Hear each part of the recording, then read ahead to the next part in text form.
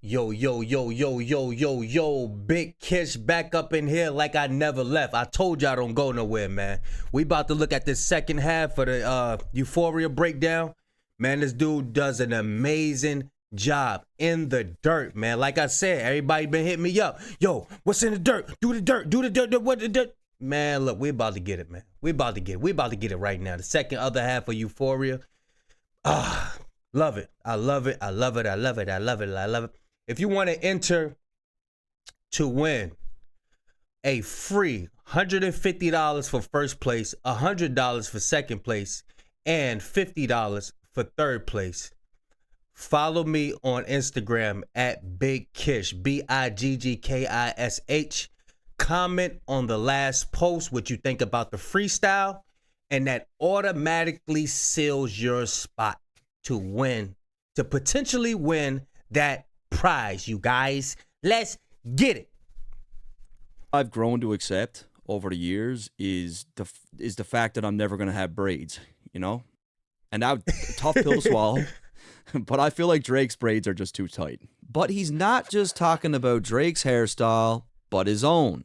Kendrick has been known to rock braids himself and uses this as a reference and cultural construct to highlight.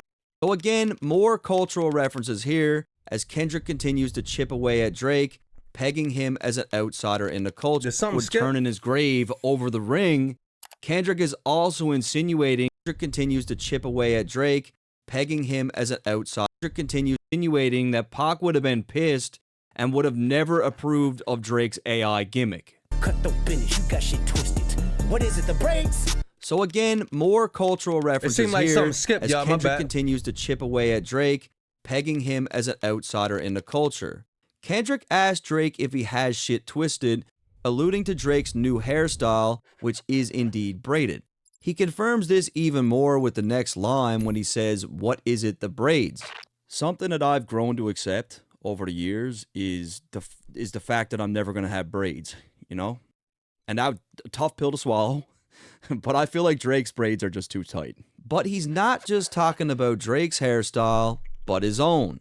Kendrick has been known to rock braids himself and uses this as a reference and cultural construct to highlight just how rooted he is to the culture. Braids are an integral part of Black and African culture. The tradition has been passed down through generations to celebrate and honor one's ancestors. Hey, did y'all know the slaves used to braid maps in each other's hair? They used to braid maps in each other's hair, like escape routes in each other's hair. Wow, that was that. Oh man, that's, you know, I had to throw that in there. That was dope. Ancestral roots. And most of you guys know this stuff already, but trust me, there are people watching this that don't know. Like, they don't know that at one point people were losing their jobs left, right, and center for just natural black hair. So, and it still happens today. I've seen lawsuits in recent years of it still happening, unfortunately. It was in the 1960s where braids and natural hair became a huge thing during the Black Power movement. It was quite literally used as a statement and as an expression against white supremacy and anti-blackness. So in the case of Drake, as it pertains to this line, Kendrick is painting him as being jealous and envious of what he represents culturally. The braids are only used to reference Kendrick's own identity and his deep-seated roots to African American culture, something that Drake wishes he had and attempts to emulate. He continues to drive this home by claiming that Drake doesn't want to work with him anymore, and it all ties perfectly into the overall theme of this record to further support Drake's longing for acceptance but never fully getting it. What is it, the braids? I hurt your feelings, you don't work with me no more, okay. Everyone that I've seen cover this, like, this went over their heads. They were claiming that this line was about Drake's braids only, but it's a Hey yo, when he say, look, listen, when he say everybody try to cover it and I see it went over y'all heads, we got something. He about to tell us something. He about to tell us some info. Look, check it out. Deeper cultural reference in that. Like, he's referring to himself right in the context of African American culture and what that represents. And again, he's removing the mask from Drake. Like, the braids for Drake is part of the costume. Lastly, the line is most definitely in reference to Kendrick's Control verse, where Drake claimed that he didn't want to work with Kendrick after the diss dropped. Does it make you like not want to collab with him? Yeah, I'm good right now, you know what I'm saying? Like, I'm remember just that. about this album and me, and, you know, I don't know necessarily if I feel like 100%, like, I'm not like, man, send me some, let's work. Like, nah, not really. You know what I'm saying? Like, There's 3 ghosts left, and I see 2 of them kissing and hugging on stage. Again, J. Cole catches some bullets along with Drake. Kendrick makes reference to the Big Three first-person shooter and Drake and J. Cole's tour that they did, where they literally hugged on stage. And he's also talking about how I ain't see them pictures, y'all. I ain't see them pictures right there. they act when they bring each other on stage, like as a guest, where J. Cole will be like, Drizzy Drake is in the building, way better than me. This guy's way better than me. And then Drake will be like, I got the GOAT in the building, J. Cole, his pen, I can't fuck with, way better than me. And like Kendrick's just like, what the fuck? Like, I'm not on that type of time. Right, I don't right. know what these guys are doing. I love them to death, and in 8 bars I'll explain that phrase. I really like this line. He claims to love Drake and J. Cole to death, but then proceeds to tell them that he's going to elaborate more on that in the next 8 bars. It's not nobody can tell me. I don't want to talk on no selling. Personally, with this one, I believe he is talking directly to J. Cole, who felt extremely bad about his diss and very likely tried to make contact with Kendrick to try to smooth things over. I mean, Kendrick is in war mode. Like, he's not trying to hear all that Yeah, I right won't now. talk He's in on a no different celly. space, but I think they will end up coming together in the near future, and we're finally going to get some music from these guys together. You know I got language barriers. There's no accent you can sell me. At this point, we have literally heard multiple accents from Drake. There's the UK Drake, just like that one time at Cello, good thing, man, we're pulling out phones. the You Ain't Jamaican, Use Jafakin Drake, And more tune for your head top, so watch how you speak on my name, you know? Thing set, the thing is dead, and trust me, headshot for them bomb. then there's the Toronto accent Drake, You guys make me sick to my That's where that clip came This from. didn't exist before we were here. Look around at the square, I promise you right now. then we got the Caucasian Drake, Just one of the most intelligent people I've ever met. Scrabble champion. Is she really? Yeah, she's just, she's a top shelf lady. the New York Drake, They're trying. Man, I've been trying to speak like that for years now. I'm still trying to do it. I be switching up, y'all. I be trying to do it. I be trying to better my my language and all that, the way I deliver myself. You know what I'm saying? Especially if you want to grow and be amongst them, you know, amongst getting that money, amongst getting that paper. You know, you want to switch up that stuff a little bit. Show out with none of the study. I don't really do what other people do, like, or true religion. I don't really do that stuff, you know what I'm saying? But Oh, he got a New York accent? Ah! That nigga trying to sound like he from the Bronx. He ain't from Manhattan. Look, if you're confused, don't worry, because so am I, but here's how he actually talks right here. Ash, forget it. Look, can we just break up and get this over with? And people are going to say that I'm hating on Drake. I'm not hating on Drake. I'm a massive fan of Drake, but you can't deny that these things exist. Like, this is what Kendrick's talking about, is it not? It was Joe Budden that actually said the exact same thing in one of his disses towards Drake. Say Canadian, maybe Asian, Croatian, be sounding like it's Jamaican friends, depending on what state he in. And look, if we're going to talk about Ooh. writing and punchline, Let me know if y'all heard that Joe Buttons, them Joe Buttons this. I used to listen to Joe Buttons a long time ago, but the thing is, I followed what the masses was doing, and they had blackballed Joe Button, and I did some fake stuff, y'all. You know, I apologize. I'm gonna get back on my Joe Button stuff for real, cause he's official, bro. I ain't gonna lie, his pen game is official, bro. Seriously. lines and quotables and personals, like this diss track from Joe was one of the best Drake disses that we've seen. You're cold and Aubrey, no, I'm a selfish nigga. The crown is heavy. So again, notice he calls him Aubrey. That is the theme. That's who he's talking to on the record, not Drake. Coming off the Like That track, Kendrick made it clear that he doesn't care about the big three and that he's down to ride solo with the Crown. Now, the Crown, to be specific, has been something that all 3 of these guys have referenced in their music at one point or another. In the case of J. Cole, Aiming at a couple heads, bitch, I'm crown hunting. At the top playing keep away with the crown. and no different for Drake. Take my crown to the grave, I'm an underground king. They never told me when you get the crown, it's gonna take some getting used to. And it was in this line where Kendrick even quoted himself talking about the Crown. However, this moment in this era will act as the deciding factor on whose head the crown belongs on and Kendrick seems to understand the mission as there's no friends when it comes to his end goal. He really drives this home with the YNW Melly reference, where Melly was accused of murdering his own friend. I pray they my real friends, if not, I'm YNW Melly. What's also interesting to note is that YNW Melly took to Instagram a month ago to make claims that he felt Kendrick took shots at him on the Like That record. I didn't know he thought he took shots at him. Hold on. Instagram a month ago to make claims that he felt Kendrick took. Thought we was cool. I sent you my vocals for your record. Come on, OG. I'm innocent. Oh, he thought he was taking shots at him. Shots at him on the Like That record. Crash out like fuck rap. This Melly Mel if I had to. I don't see the connection. Like, to me, this line. I thought he was talking about the old school Melly Is clearly about Melly Mel, but he does mention his name on this record. I don't like you popping shit at Pharrell. For him, I inherit the beef. Yeah, fuck all that pushing P. Let me see you push a T. Drake sent subliminal shots at Pharrell in 2023 on Travis Scott's Meltdown. Now, I'm not going to break down his shots towards Pharrell in this video because that will be off topic, but I do believe the true reason for the tension is because of Pharrell's production work on Pusha T's last album. So Pusha's last album had 12 tracks on it, and 8 of them were produced by Pharrell, and it's one of my favorite albums of the last 4 or 5 years. Amazing album. Kendrick claims that he's got no issue inheriting the beef on Pharrell's behalf, telling Drake to stop pushing P, meaning leave Pharrell alone. The phrase is also, of course, something that was popularized by Gunna through his hit record, Pushin' P. I'm Push P. However, the line holds even more depth as Drake referenced the. Hey, you see how weak that shit is? Now Drake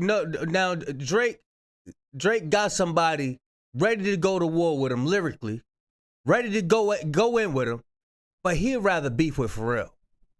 Come on, bro. Come on, man. That shows a weak cat, and you got guys like that too. There has somebody.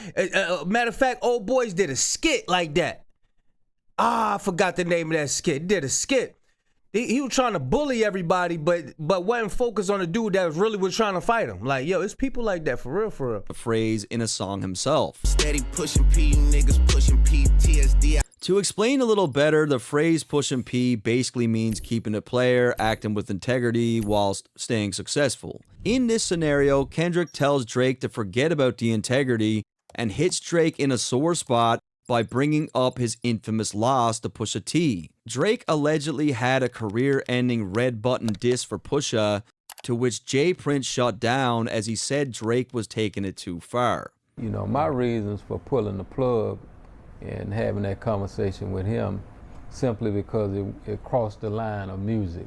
So in the case of his beef with Pusha, Drake more or less took the high road, maintaining integrity, which is technically pushing P. However, I also feel the words "let me see you push a T" has a couple meanings.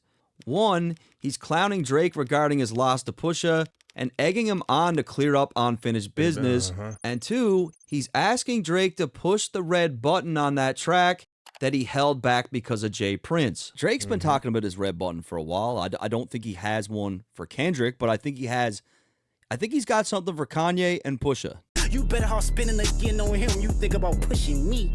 He's Terrence Thornton, I'm Terrence Crawford. Yeah, I'm whooping feet. Again, Kendrick brings up Drake's unfinished business with Pusha T, alluding to the L that he took. He then uses Pusha's real name, Terrence Thornton, and while he does clearly acknowledge that Pusha is dope, he claims that he's a far more deadly competitor, calling himself Terrence Crawford, who is an undefeated boxer. I found it pretty funny because in that clip of him training, Drake's music is playing in the background. Oh, shit. We ain't gotta get personal, this a friendly fade. You should keep it that way. I know some shit about niggas that make gonna wanna look like a saint. Kendrick. He didn't break down the whooping feet part. I think what whooping feet, that's a term that they use in Cali. I got that from Will Evans. They be saying that out in Cali. Hey, y'all confirm that, or whoever watching from Cali, don't y'all be saying whooping feet out there? Kendrick begins to warn Drake and recommend that he should keep this battle light, but then he uses Gunna's reputation as a snitch to imply that Drake is an even bigger rat. This ain't been about critics, not about gimmicks, not about who the greatest. It's always been about love and hate. Now let me say I'm the biggest hater. Kendrick claims that at this point, this thing is not even about who's the greatest. It's about his hatred for Drake, which is exactly what I said 5 months ago, before any of this was even close to what we're seeing now. I've said it multiple times on this channel, like he just does not like Drake. Kendrick then goes into an all-out hate Drake rant. I hate the way that you walk, the way that you talk. I hate the way that you dress. So again, as I mentioned before, the theme of this record for Kendrick is to bring up things that other people in the culture have said, and in this case, he's referencing DMX's thoughts about Drake. Why don't you like Drake? I don't like anything about Drake. Mom, I don't like his fucking voice. I don't like what he talks about. I don't. See, I be trying to tell these face. I don't like the way he walks, like nothing. I don't like his haircut. I hate the way that you sneak this. If I catch flight, it's gonna be direct. At first, this line confused me because Kendrick is Charlamagne made it worse. known to sneak diss himself, but the more I thought about it, he says he hates the way that Drake sneak disses. When it comes to Kendrick and sending shots, his subliminals are usually caught by everyone right away, as he makes it pretty obvious who he's talking to. However, in the case of Drake, he goes about it in an entirely different way, where he sneak disses people to the point where only his intended target picks up on it. Kendrick likely despises this approach because it limits being able to respond to where the people would even understand where it originated from. We hate the bitches you fuck cause they confuse themselves with real women. Kendrick then takes a shot at Drake for the women that he sleeps with. This could be in reference to him being involved with younger females, or the fact that Drake likely sleeps with the fakest, dumbest, self-absorbed women imaginable. Then notice I said we, it's not just me, I'm what the culture feeling. Very ruthless and direct line from Kendrick, just like the line from The Wiz, everything they say about me is true, and just like the Kill Bill theory, Kendrick is dishing out what he feels to be undisputed truths. I call it the undisputed truth. Now, when he says, I'm what the culture feeling, it has two meanings where one, the culture agrees with what he's saying on this record, and two, the culture is literally feeling Kendrick as they have embraced him as the face to carry the genre. How many more fairy tale stories about your life till we had enough? How many more black features till you finally feel that you're black enough? Kendrick starts to lay it on heavy and begins to deconstruct Drake's character. He references fairy tales about his life, which is most definitely regarding the subject matter of Drake's music over the years, where he tends to personify a tough guy act. He then questions Drake on how many black features does he need, which has a great deal of depth culturally. If we look at black art throughout history, the white man has been guilty of profiting, stealing, and claiming things as their own. Not only is Kendrick claiming that Drake hops from wave to gain notoriety, he's strategically lumping him in with what is commonly done by outsiders and executives who use people in the culture for their own benefit. On one of Joe Budden's disses to Drake, he broke this down really well. You leverage your celeb taking waves over, that's territorial takeover. So right away, this is exactly what Kendrick's talking about. Maybe you think nobody notices. Gucci wasn't home 2 seconds before you wrote his dick. Gucci gets out of jail, Drake does a feature right away. Body Versace flows, copy that he stole. Adios mío, sorry amigos, adios amigos. He hops on the Versace beat, copies that Migos flow, and then he doesn't work with the Migos till years later. Was that your part all along? Why you ain't do that vid with Fetty, but you hopped in a song? So he did the song with Fetty, didn't do the video, and then he just ghosted him. Sound like a zombie on a track. Never started from the bottom, it was zombie on the track. Know who else started from the bottom? Zombie on the track. How come after that joint I don't see zombie on the track? So Mike Zombie is a producer that made this. I gotta get back on my Joe Budden stuff, man. Yo, that bring back memories, bro. I gotta get back on my Joe Buttons, man.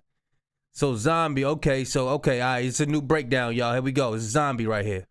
Started from the bottom beat, but after that track, Drake never worked with them again. Damn. He wasn't a well-known producer, and from what I can remember, Drake got the beat for an extremely cheap price. Wow. It's a story as old as time. Like, a lot of people have taken interest in black art, but then they take very little interest in the well-beings of the people who are making the art. And Joe made 4 different diss tracks towards Drake, and when all this beef cools down, I'm going to be breaking down those records because Joe was an amazing writer, and he deserves to He gonna break down the Joe Budden joint. Yeah, we gotta get that. have that highlighted. And the reason why Drake didn't respond to Joe is not because he wasn't worthy of a response. It was because he knew not to. He knew it was a bad idea. You gon' make a nigga bring back Puff. Let me see if Chubbs really crashed something. Yeah, my first one like my last one. It's a classic. You don't have one. Kendrick brings it back to when P. Diddy allegedly punched Drake in the face and claims he's about to do the same. He then mentions Drake's longtime friend and bodyguard Chubbs, who was likely with Drake the night that Diddy punched him, and because it was Diddy, he probably didn't do shit about it. Kendrick then gets into the debate about classic albums, claiming that his first album and his last album were both classics. It's in this line where he cleverly snipes both Cole and Drake at the same time, as they both criticize Kendrick's catalog as of late. Your first shit was classic, your last shit was tragic. Your last one brick, you really not on shit. Kendrick claims that both Drake and J. Cole have no classic albums, and because this is entirely subjective, I do agree that Good Kid, Mad City and Mr. Morale are both classics. A lot of people didn't like that Mr. Morale, man. You gotta have a certain type of intellect. You gotta have a certain type of sit your ass down and listen. You know what I mean? Everything is not about, hey, everybody, come party. Nah, man, everything ain't about that shit. You know what I mean? Drake think that's what everything is about. Come party. That's why K-Dot was like, keep making me dance, wave my hands, and it won't be no threat. Yeah. Like Mr. Morale, but I think it will prove to age as a body of work that will be appreciated with more time. And that's just my opinion. I mean, like, all these albums are going to connect with people differently. Let your core audience stomach that. Didn't tell them. You gotta get some maturity up in you to listen to a Mr. Morale in the Big Steppers. You gotta have some maturity to you, bro.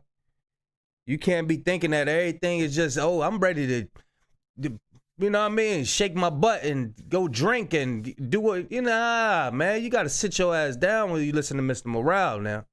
Where you get your abs from. Kendrick uses a play on words to reference Drake allegedly getting work done to sculpt his abs.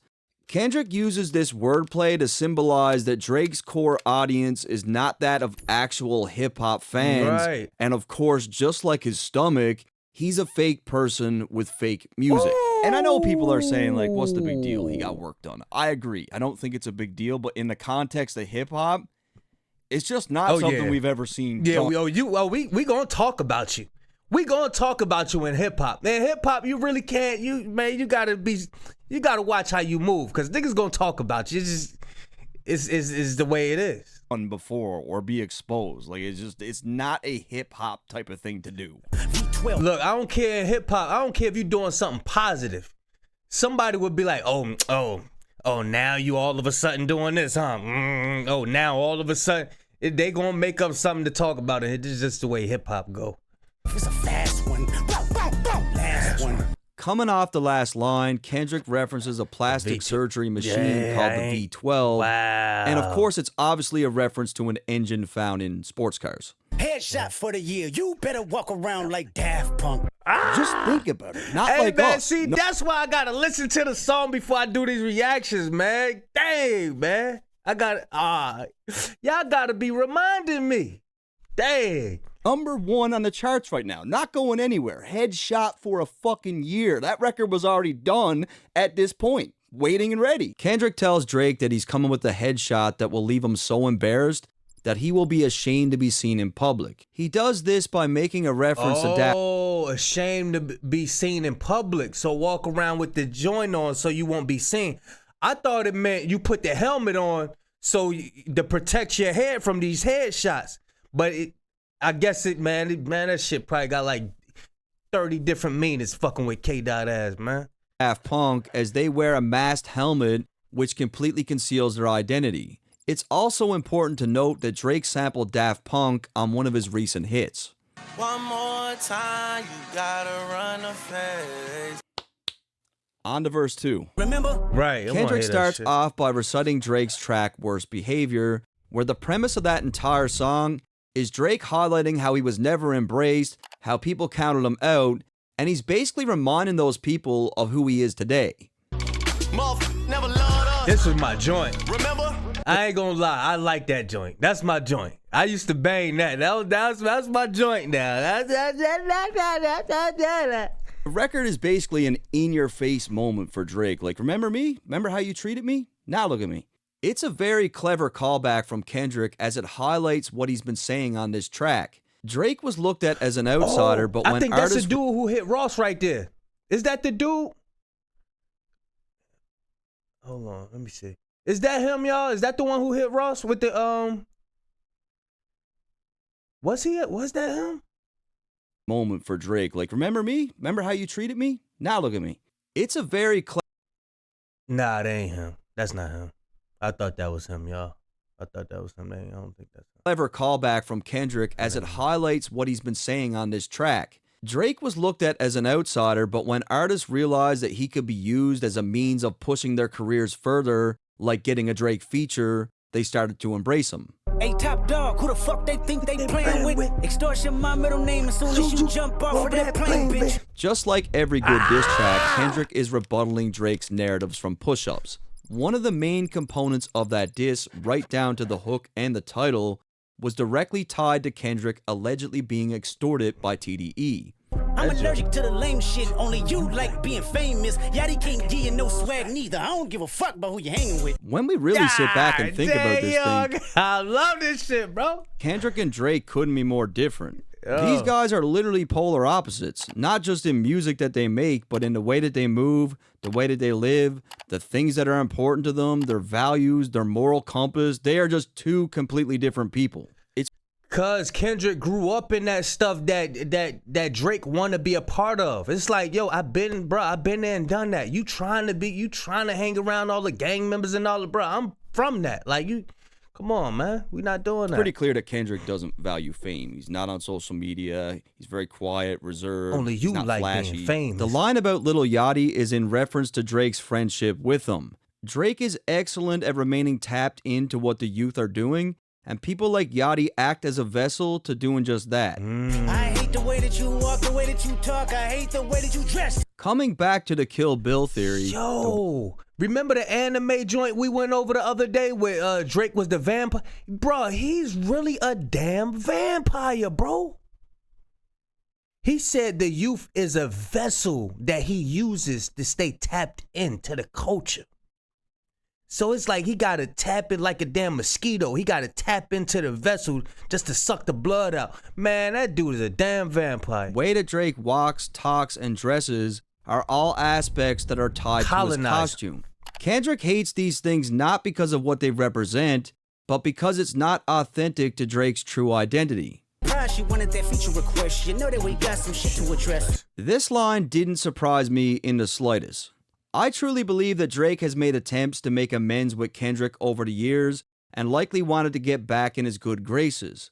While we know Drake is competitive, I believe he wanted to make Kendrick an asset rather than an enemy. However, because of the differences in these two people, Kendrick probably realized pretty quickly that Drake wasn't someone that he cared to get along with. Drake and Kendrick have been exchanging subliminals for the better part of a decade, and while Drake maybe viewed this as friendly sparring, Kendrick has proven to be someone that values the crown in a different way. Fuck the big three, it's just big me. I even hate when you say the word nigga, but that's just me, I guess. Some shit just cringeworthy. Ain't even gotta be deep, I guess. So another line with an extreme amount of depth culturally. Okay. You need to think about how and where Kendrick grew up. Kendrick is from Compton, Section 8 projects to be specific. His family has direct ties to gang culture. He was 5 years old when his city was tipped upside down during the Rodney King riots. When you think about the use of the N-word and the history of how it became a thing in African American culture, what he's saying makes even more sense. America has deep ties to slavery, literally in the millions.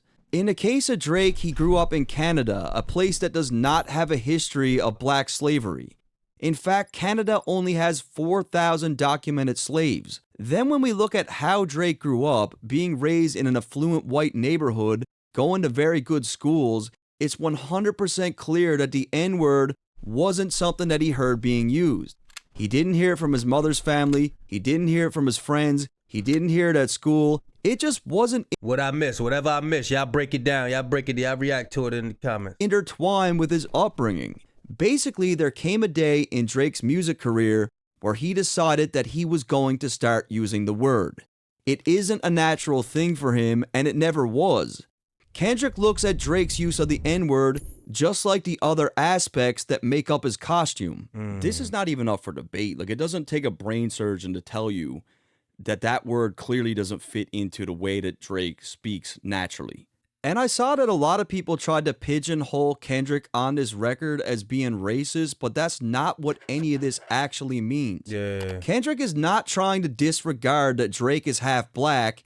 He's just pointing out the elephant in the room. Matter of fact, I ain't even bleed him yet. Can I bleed him? When I see you stand by sexy red, I believe you see two bad bitches. He starts by adding some humor into the mix, poking fun at Drake's relationship with Sexy Red, where Kendrick essentially correlates Drake's energy with that of a female and not a man's. I believe you don't like women. It's real competition. You might pop ass with them. Kendrick then continues with the humor from the previous line.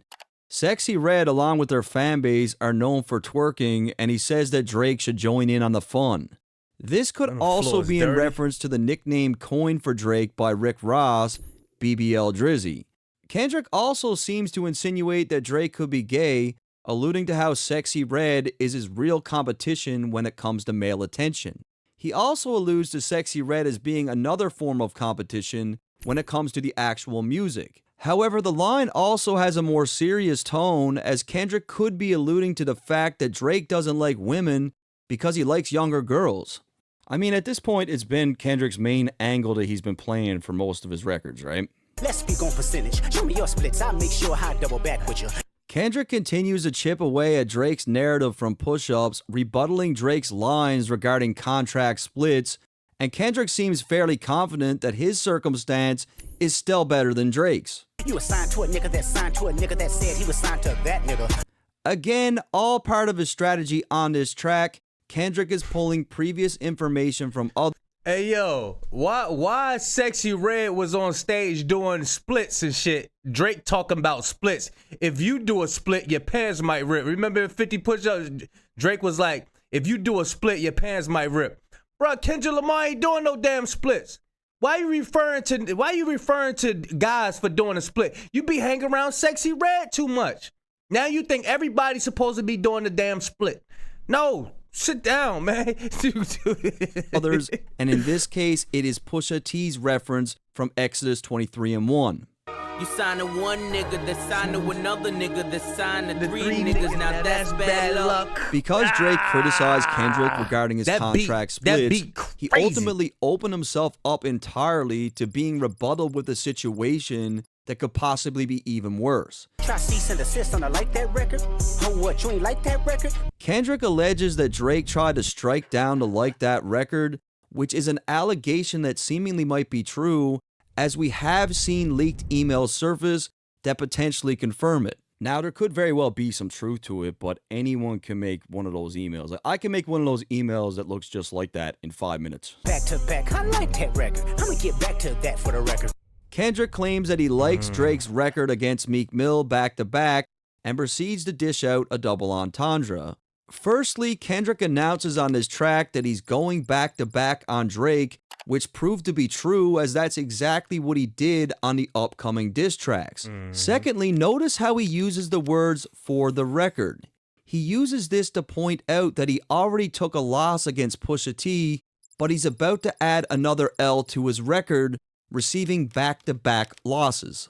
Why would I call around trying to get dirt on niggas? Y'all thinking my life is rap? That's whole shit. I got a son to raise, but I can see you don't know nothing about that. Kendrick alleges that Drake and OVO have been offering money for information to use against Kendrick in a diss track.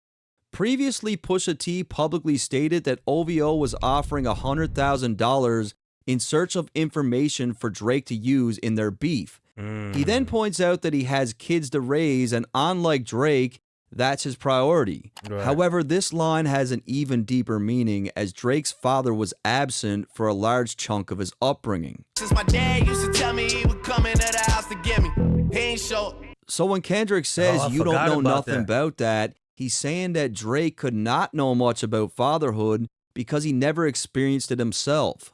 And this has been something that's been brought up in Drake's music a lot. So he's hitting them in a sore spot with this. Waking them up, know nothing about that. Then tell them to pray, know nothing about that. Waking them up in the morning, telling them to pray, like things that Drake might not have had from his dad. Teaching them morals, integrity, discipline. Listen, man, you don't know nothing about that. So again, this is one of the hardest angles on the disc where he's saying that Drake's dad wasn't around to teach him morals, integrity, and discipline. Basically, he's saying if you lacked all those things growing up, then how are you going to teach this to a child? You don't know nothing about that. And it's a brilliant angle because he's setting it up like this is the reason why Drake is the way he is today. You got no morals. You got no integrity. Nobody taught you. Hey, yo. And that little animation cartoon, the little cartoon was like, are you a bad person? The truth and consider what God's considering. You don't know nothing about that. And what Kendrick also means is that all these qualities that Drake lacks, that he can't teach his own kids, those are things that he's instilling into his own children that are important to him. Ain't 20v1, it's 1v20 if I gotta smack niggas that right with you. Kendrick cleverly flips one of Drake's hardest lines from Push-Ups where Drake alluded to the volume of people that were teaming up to conspire against him. What the fuck is this, a 20v1, nigga? Kendrick perfectly flips this narrative by claiming that it's really him who's outnumbered, as Drake has a team of writers helping him to pen the verses. It ain't 20v1, it's 1v20. I gotta smack dudes that write for you. That's fucking hard. Damn. Yeah, bring him out too. I clean him out too. Tell Bean that he better stay right with you. Kendrick alludes to the multi-talented artist Beam, who is known for writing for artists like Beyonce, Justin Timberlake, and even appears on the writing credits for Drake's track Rich Flex. Coming off his last line about having to fight against 20 of Drake's writers, Kendrick claims that regardless of the quality of Drake's writers, he'll still clean them out, meaning he will defeat them easily. Am I battling ghosts or AI? Nigga feeling like Joel Osteen. Funny he was in a film called AI. And my sixth sense telling me to off him. These bars have quite a bit of depth and cause a lot of confusion, and I'm going to try to clear it up here. In the first line, Kendrick asked the question if he is battling Ghost or AI, which feeds into his previous lines about Drake having ghostwriters. However, battling Ghost is also in reference to Drake using an AI Tupac to diss Kendrick, and Tupac has been dead since 1996, so he is quite literally a ghost. He then makes reference to a famous but alleged corrupt pastor, Joel Osteen, who was accused of both using AI and ghostwriters to pen his books and sermons. It's also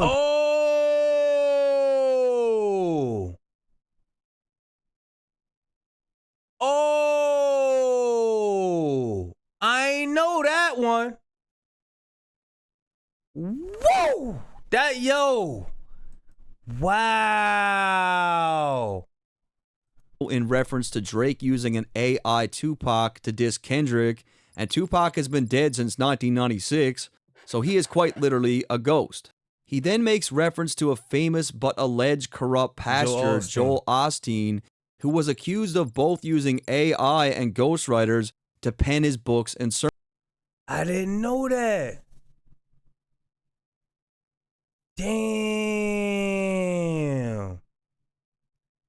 When I say I be trying to learn how to talk, when I say I be trying to learn how to speak, I be trying to speak.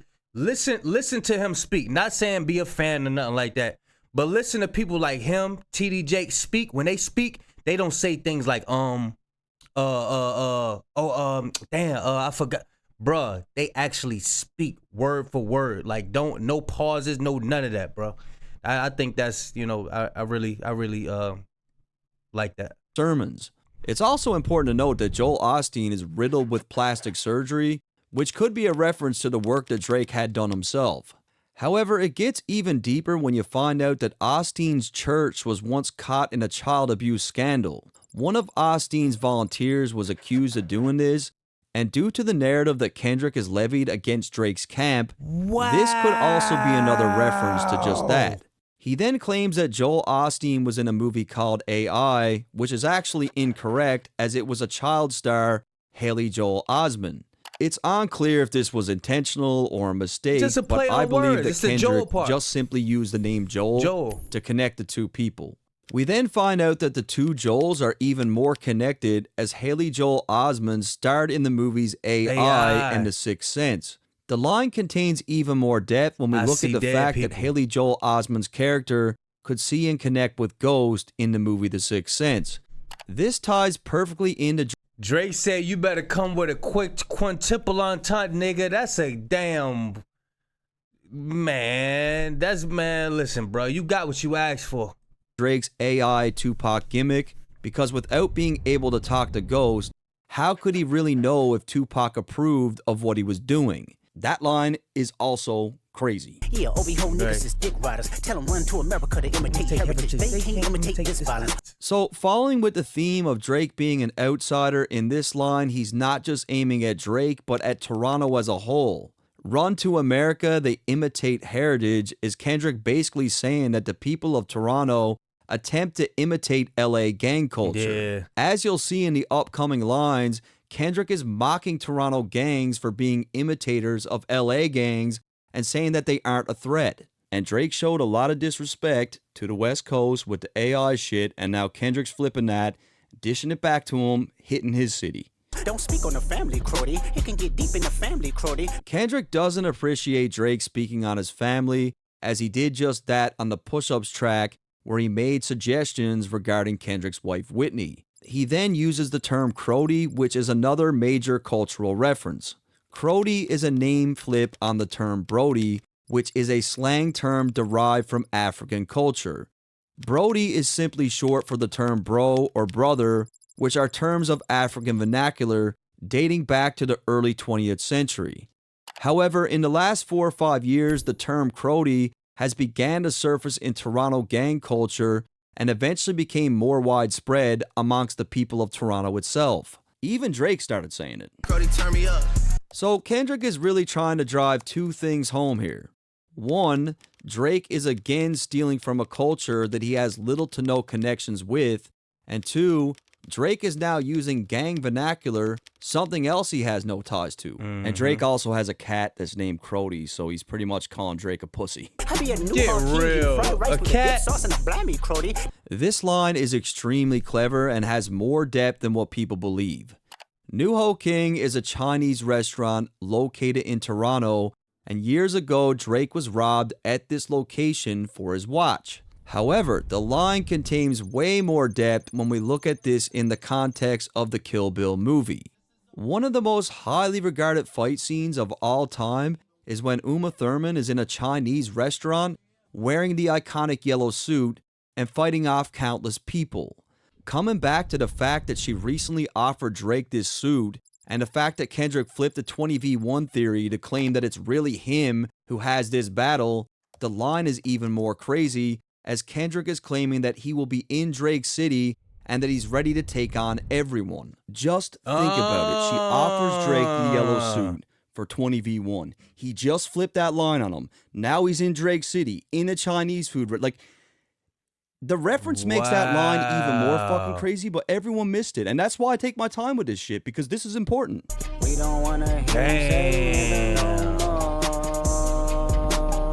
So again, as I explained before, people have taken this at a context in an attempt to make this about color, but this is not what Kendrick means.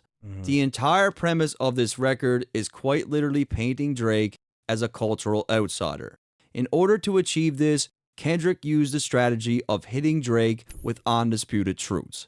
Kendrick's goal in this record was to showcase the elements that Drake incorporated into the costume that is his hip-hop persona. We saw references from people within the culture like Pusha T, Joe Budden, DMX, Rick Ross, and Meek Mill. Kendrick did this not because he didn't have any new information, but to drive home that the culture has already removed the mask from Drake on its own. This explains Kendrick's strategic use of the quote from The Wiz, "Everything they say about me is true." And let me remind you guys, I am not treating this thing like a fucking race. Like, I'm looking at the bigger picture of what all this means, knowing that in 10, 20 years, people are going to want to watch videos like this one, and I want that to be my video. Like, I'm a white dude. It is. I'm a guest in this culture. You know, like, if I can attach my name to this in any way, that is more than any money I'll ever make or any plaque or any. Hey, clap it up for him, man. Clap it up for him, man. He does a beautiful job, bro. Beautiful job, man. Beautiful. And he deserve every view, subscriber, everything he get, man. He deserve it for real. Putting in all that work. And man, yo. Clap it up for him, man. For real, bro. That was a deep breakdown. That was it. Y'all let me know what y'all feel about the video. Oh yeah, if you want to be a part of the giveaway, you already know what to do. Follow me at Big Kish on Instagram, BIGGKISH. Comment on the last post, which is a freestyle. Comment anything, you know what I'm saying, how you feel about it, and that automatically seals you in to win first or second or third place. The $150, the $100, or the $50. Y'all get it in. Also, you can donate to the channel. There it is, right here. There's the Cash App right here. Get my finger right. There's the Cash App right there. You could donate to the channel. I don't care if it's $1, $2, whatever you want to donate. It's just gonna go back into the channel to help the production of the channel. Big Kish signing out. I'm gone, man.